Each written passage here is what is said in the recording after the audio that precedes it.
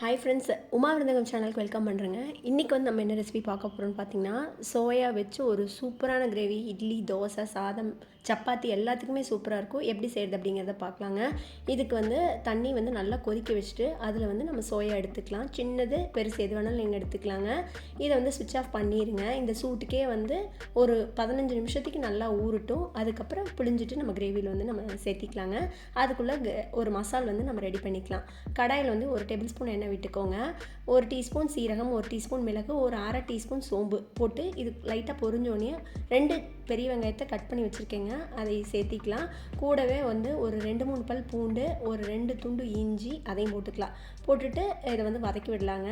சைட்லேயே வந்து நம்ம சோயா வந்து நல்லா ஊறி வந்துடுச்சு. இதை ஒரு தடவை நல்லா பச்சை தண்ணியில் வந்து நல்லா அலாசிட்டு அதுக்கப்புறம் இதில் இருக்கிற தண்ணி எல்லாத்தையும் சுத்தமாக புழிஞ்சு எடுத்துருங்க.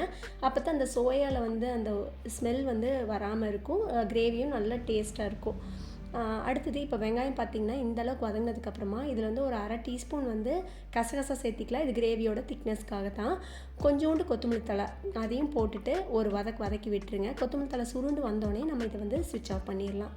இப்போது வெங்காயம், கொத்தமல்லி தழை எல்லாம் இந்தளவுக்கு சுருண்டு வந்ததுக்கப்புறமா இதை ஆஃப் பண்ணிவிட்டு நல்லா ஆற வச்சுருங்க. ஆறுனதுக்கப்புறம் பேஸ்ட் பண்ணி ரெடி பண்ணி வச்சுக்கோங்க. குக்கர் எடுத்துக்கலாங்க. ஒரு டேபிள் ஸ்பூன் எண்ணெய் விட்டுக்கலாம். எண்ணெய் காஞ்சோன்னே கடுகு சேர்த்திக்கலாங்க.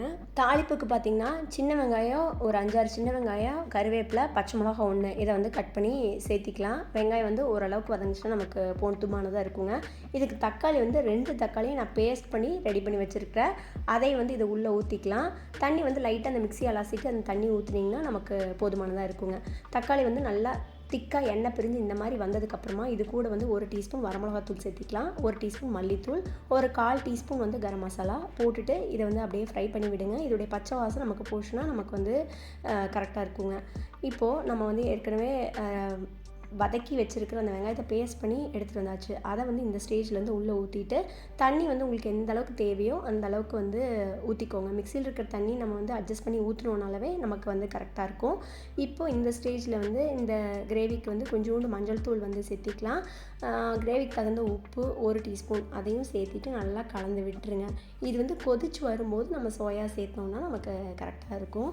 இப்போ பார்த்திங்கன்னா நல்லா கொதிச்சு வர ஆரம்பிச்சிச்சு. இப்போ நம்ம ஏற்கனவே புழிஞ்சு ரெடி பண்ணி வச்சுருக்கிற மீல் மேக்கரை வந்து உள்ளே சேர்த்திட்டு நல்லா கலந்து விட்டுருங்க. அடுத்து வந்து நம்ம குக்கர் லிட்டை வந்து நம்ம க்ளோஸ் பண்ணிக்கலாங்க. இது வந்து ஒரு மீடியம் ஃப்ளேமில் வச்சு 3 விசில் வச்சு நீங்கள் குக் பண்ணிங்கன்னா உங்களுக்கு வந்து கரெக்டாக இருக்கும்.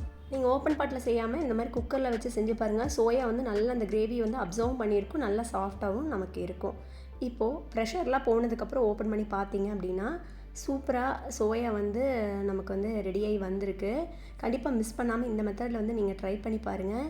இந்த கிரேவி டைப்லேயே நம்ம வந்து சுண்டலில் செஞ்சோம்னாலும் நமக்கு வந்து டேஸ்ட் சூப்பராக இருக்கும், மஷ்ரூம்லேயும் சூப்பராக இருக்கும்.